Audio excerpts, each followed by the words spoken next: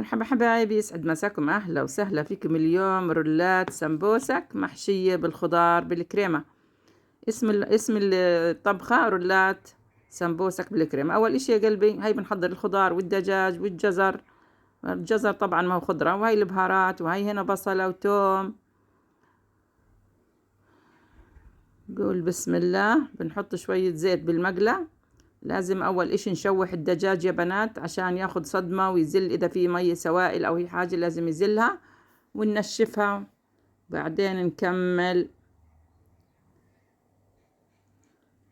يعني أنا خلطنا شوية زيت وشوية قليل. لازم هنا يحمى، لازم يحمى الدجاج كويس، والظهر ما حميش كويس هنا. لما يحمى أكتر باخد صدمة، ما بيزل سوائل. لازم يحمى على نار عالية الزيت في الأول، بعدين تنزلي الدجاج وتبعديه عن بعضه. ما تحركيه غير لما انه تشوفيها تنشفت الطبقة السفلى من الدجاج، بعدين تحركيه. شايفين؟ ما تحركيه عشان ما بدنا احنا يزيل المية، بدنا نحاول اكبر قدر ممكن انه ما يزيل سوائل. بس شفناها تنشفت شوي بنقلبها. شايفين كيف زلت؟ شايفين كيف زلت سوائل؟ لازم ننشفها كويس. بعدين نحط البصل والثوم ونقلبهم مع بعض. كتير طيبة يا بنات، كتير طيبة، جربوها.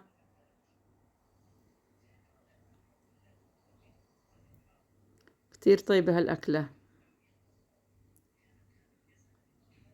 هنا شوية جزر مبروش، أو بكون مقطع قطع صغيرة بكون كمان أفضل. يعني لو كون مقطع قطع صغيرة أصغر حتى من قطع الدجاج، بس عشان الواحد ما خاف إنه ما يستويش الجزر فحطينا البرش. طبعا كان عنا بالفريزر، ولازم نقلبه تماما هنا، لأن الجزر بالفريزر كمان حيزل سوائل، لازم ننشفه.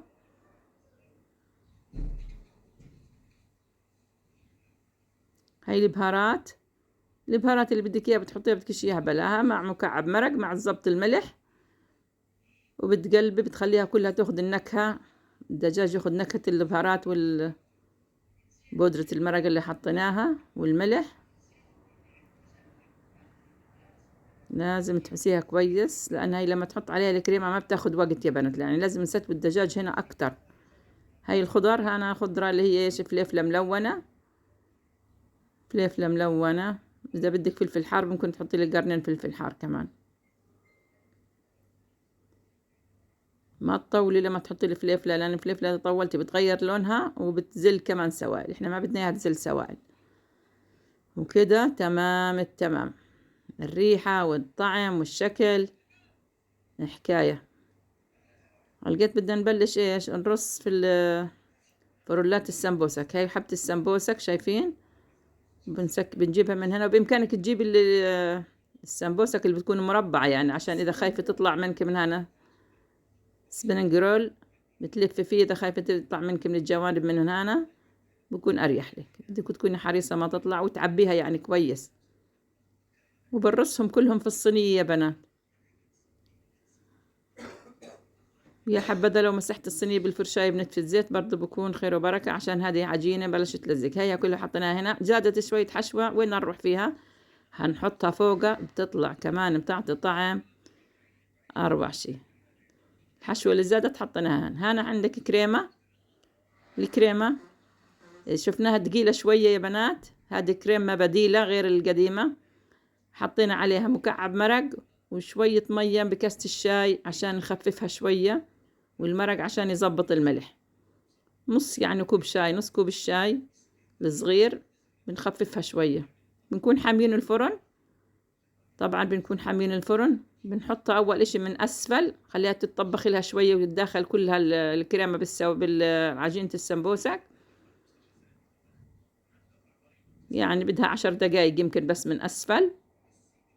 يكون فرنك حامي عشان دغري سوي. بس ال10 بعد ما تصير شفتيها إنها بقبقت وبلشت تنشف، بتحطي عليها شوية جبنة. وأحيانا بحط الجبنة مع شوية مع الكريمة. أحيانا بحط الواحد شوية جبنة مع الكريمة قبل ما يديرها هنا. هلقيت بنرجعها إيش، بس نحمرها ونعطيها لون. وهذا الطبق كان طبق جانبي جنب المنسف يا بنات. اللي في عندنا ناس بكلوش المنسف وبكلوش اللحمة، قال عجبهم هذا الطبق. شو رأيكم بهالكلام؟ وعلينا وعليكم بالعافية.